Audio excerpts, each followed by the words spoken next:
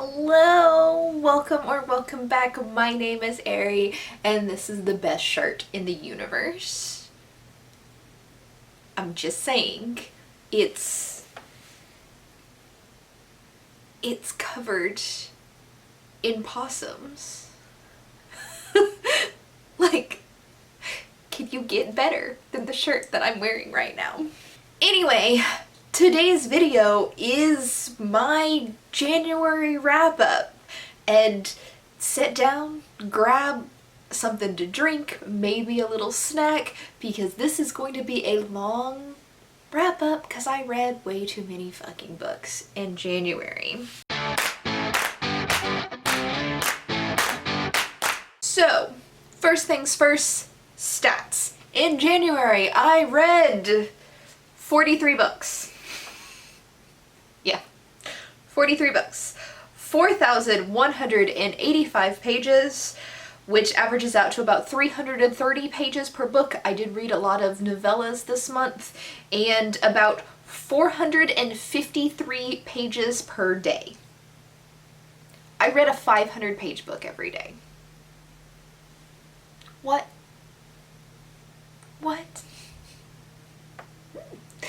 I think I might have a reading problem.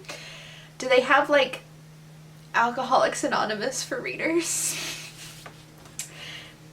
Anyway, breakdown. I didn't actually check this math, so if it's wrong, I'm an idiot. I suck at math to begin with. This is why I read so much. First, the genre. 24 of the books I read were fantasy. My theme for this month was finishing up series, and most of the series that I have are fantasy, so that makes a whole lot of sense. If you're new to my channel, I read a lot of fantasy and sci-fi, but I don't read only fantasy and sci-fi, so there'll be other months where fantasy will be very low. Actually, February, I think fantasy is going to be a fairly low genre. 14 sci-fi books, 1 nonfiction, 1 short story collection, 1 graphic novel, 1 general fiction, and 1 romance. As far as demographic, 23 of the books that I read were young adult and 20 were adult. That is also not normal for me. Mostly I read adult more than anything. I just think I read a couple of series that were young adult this month. Format. 31 of the books that I read were physical format, and the other 12 were ebooks. As far as authors' genders, 37 of the books that I read were by female authors and 6 were by male authors. I really think the only male authors I read this month were R.A. Salvatore and Terry Brooks for my Drizzt and Shannara read-throughs, because that's 6 books. I didn't read any other male authors. Oh well. Ownership is a new stat that I am doing this year, and it's like where these books are coming from. So the first one is like owned TBR, and these are like backlisted things that I purchased like before the month that I read them in. 25 of the books are books that were on my backlist that I had previously purchased and then decided to pick up this month. 11 books were books that I had purchased this year or purchased this month. I purchased them specifically to read as soon as I purchased them. Does that make sense? Probably not. 4 of the books that I read were from book boxes, 1 was from the library, and 2 of the books that I read were ARCs. Star ratings. My star ratings were actually kind of all over the place. Usually I just have like 2, 3, 4 stars. Rarely do I have 5 stars, and even more rarely do I have 1 stars. But I did read a lot of books this month, so we're all over the spectrum. I had 2 1-star reads, 9 2-star reads, 15 3-star reads, 9 4-star reads, and 8 5-star reads. So I had 2 books that were completely awful and trash, but I also had like 8 books that were great and amazing. There's a lot of ways that I could talk about all 42 of these books, but what I'm going to do is I'm going to go through them in like kind of categories to talk about them, and if just not to make this video like endlessly long. If I can redirect you to another video, I am going to point you to another video. All videos that I'm directing you to will be listed down in the description below. My Goodreads is also linked in the description box, and I rate and review every single book I read on Goodreads. So you can also check out my Goodreads. So let's start with the 2 arcs that I read this month. First is going to be the Jade Bones by Lanny Forbes. This is the 2nd book in the Seventh Son trilogy, and it comes out, I don't remember when it comes out. I think it comes out in February, but I'll put a date on the screen right here. This is Aztec mythology. It's young adult Aztec mythology, and I love the world building. Like, the world building is top tier on this because you don't see a whole lot of books based in Aztec culture. Like, you get a lot of, like, Western and medieval fantasy, but not a whole lot of, like, South American, Latin American based fantasy. And that aspect is great. The aspect that is not great is the brain dead teen relationships. Yeah, the relationship, one of the relationships I loved, because it's like 2 separate couples and you see both of their stories. The first book you only see 1 couple, but the 2nd book you see 2 couples. And the first book is kind of like a, what is that show with the roses, a bachelorette kind of thing, where the king of this realm has to choose a bride, and all of the, like, noble magic users, because, like, each, like, city is based in, like, some different kind of magic. So, like, the king is, like, sun magic, and then you've got healers, you've got people who can control wind, people who control storms, people who control water, and, like, people who control animals. There's, like, different kinds of Aztec-y lore magic, and each one of these individual magical families sends a daughter to the capital to marry the future king or the prince.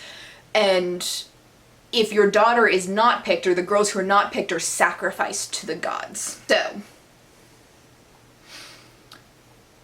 interesting story. I really liked book 1 more than I liked book 2, because the second one is like, that storyline has ended and it's gone into something else, and you're following 2 different couples, and it's just like their drama. It's suffering a lot of, like, middle book syndrome, so I'm hoping the 3rd book is a whole lot better. Overall, I gave the Jade Bones 3 stars. The other arc that I read is Seized by Power, which is book 5 in the Cursed Elf trilogy by Deidre Drake.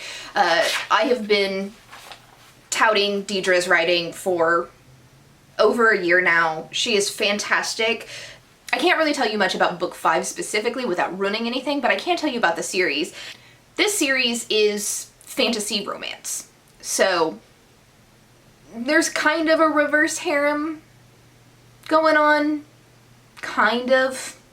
But the thing about this series that just stands out is the communication and respect out of the relationships. Like, 10 of 10, amazing.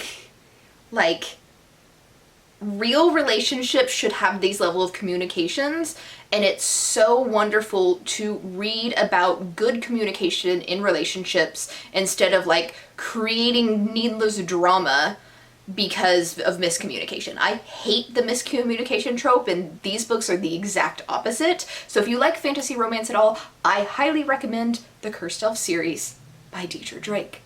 Just read it. Next up, I'm going to talk about Buzzwordathon. The word for the buzzword for January was dream, and I try to read the I'm trying to read the Buzzwordathon books in the first week of the month, but I was borrowing this from my library and I didn't get it in until like the back half of the month, so a little bit later, and I read In the Dream House by Carmen Maria Machado, and everybody like talks about how much they love this book, and I get it, but I don't really get it. This is a memoir, and she is a gay woman talking about abusive homosexual relationships. Like, people act like LGBTQIA people have like these have relationships figured out and everything's perfect and rainbows and happy all the time, and that like a woman cannot abuse another woman or a man cannot abuse another man, that for some reason that is like only heterosexual relationships can do that, which is absurd. Like, all relationships can go great and all relationships can go bad, and this is like her personal story of her dealing with an abusive relationship, and mentally abusive, not physically abusive, straight up mentally abusive. And I don't really do well with these kind of narratives because I can't imagine myself staying in an abusive relationship. I'm privileged enough that I would never have to stay in an abusive relationship because I have no place to escape to. Like, I have a very strong, like, family support system, and even if I had to like leave behind like every single one of my belongings, have absolutely no money whatsoever, I could call either one of my parents from like a payphone and they would get me like a plane ticket instantly, and or if needed like a hotel room or someplace to stay for like a night or two until I could escape. Like, I would never be in a situation where I would have to stay in an abusive relationship. So I have a hard time like empathizing with people who do. Like, I understand, like I sympathize, I understand that people don't necessarily have the privileged support system that I do. It's just hard for me to identify with the people because of my privileged support system. So I gave it a 3 stars. It was okay. Next up is the Shannara books that I've read. I am doing a read-through of a Shannara series, because like there's an overall Shannara universe with like mini-series within it. The Word in the Void was the first one chronologically that I read this year, and I have an entire video going through every single one of these books, so I'm just going to direct you to that video instead of talking about it here. The other read-through I'm doing this year is the Drizzt read-through, which is the exact same concept, where R.A. Salvatore has written many books in the Forgotten Realm universe, and I am reading all of the R.A. Salvatore books in chronological order. This year, the first book was the Dark Elf trilogy, or series. The first series was the Dark Elf trilogy. I have it all in one bind-up, and there is an entire video just about this that, again, I will direct you to. Next up are book box books, and the first one I am going to talk about is from my Brilliant book box, and this is a company that sends me like a book every month based off of a survey that I have filled out that is extremely detailed, where it's like, these are the kind of books that I like, and like I sent them my Goodreads list so they can see which books I've already read, they can see which books that I've rated highly on Goodreads, and then they're supposed to send me a book every month that their book experts think fit my personality perfectly. Do they do that very well? That's its own video that I'll record later, but we're going to talk about this specific novel. This is The Seep, and it's weird as fuck. Basically, an alien race has infiltrated Earth, and they have a symbiotic relationship with humans where everything is sunshine and roses and perfect. No one has to work if they don't want to. It's all around a utopia, and people can mutate their bodies and kind of do whatever they want to do.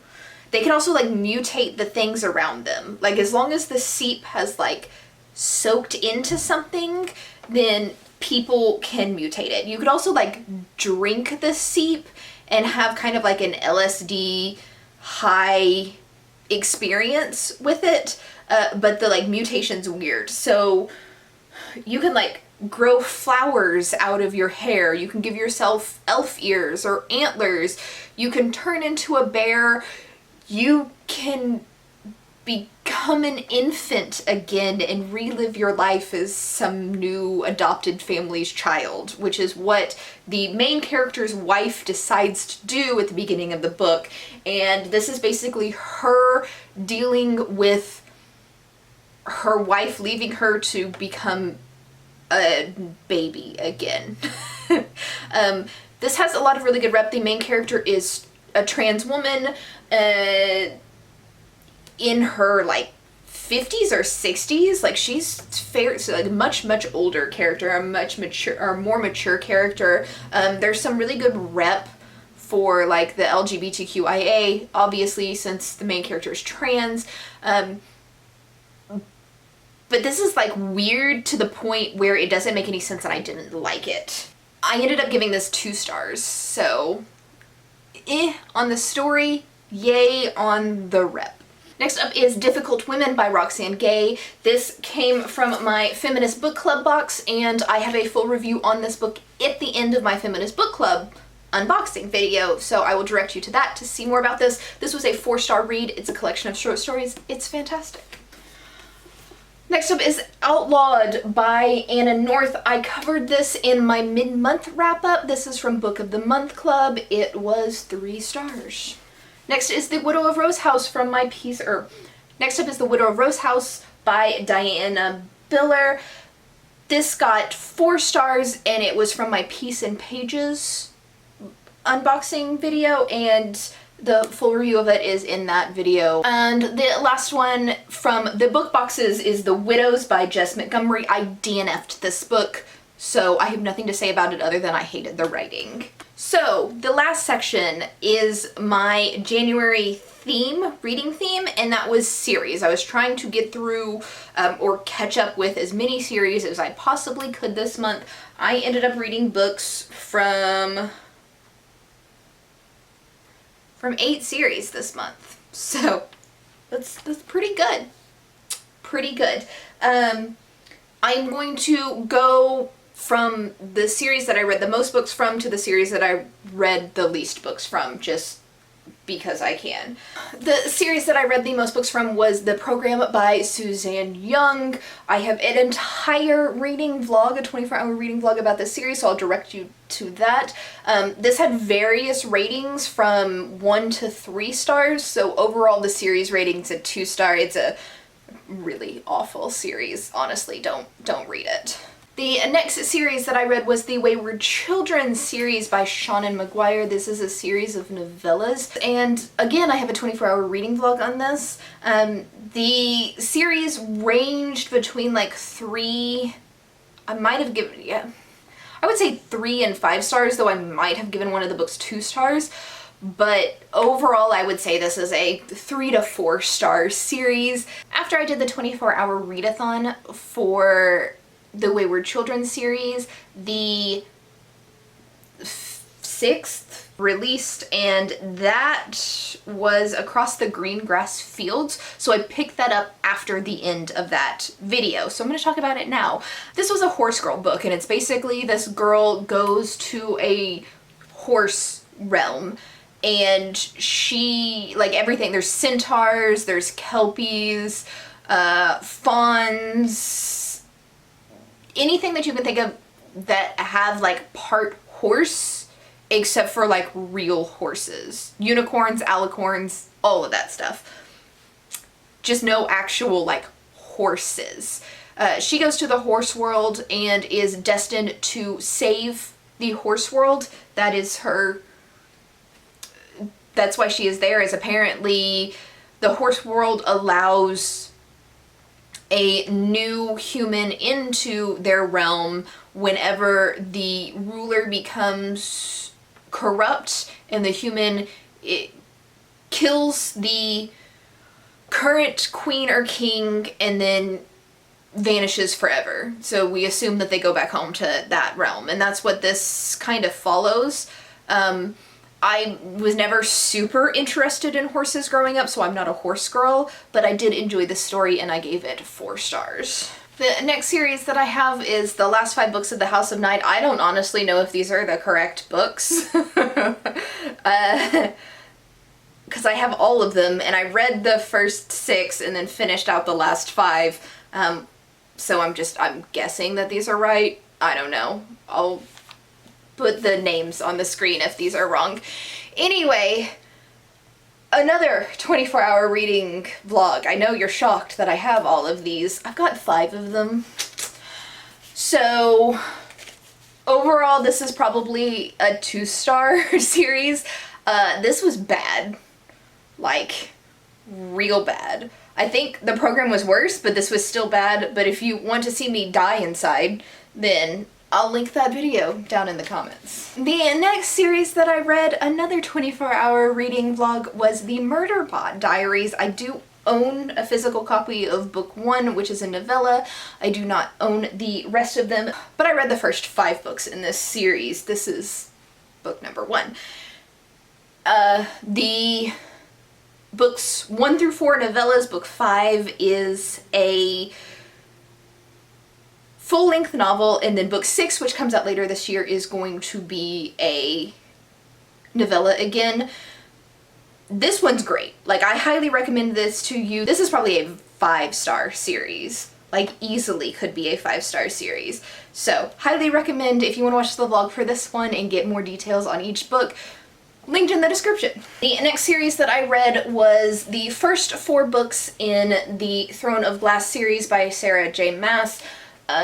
Like all the other ones that I've been talking about, this does have a 24-hour reading vlog, and as I read, the ratings progressively got lower and I was more bored and annoyed, which I've seen, interestingly enough, like a lot of reviews I see are the exact opposite, where people were bored at the beginning and get more interested as it goes on.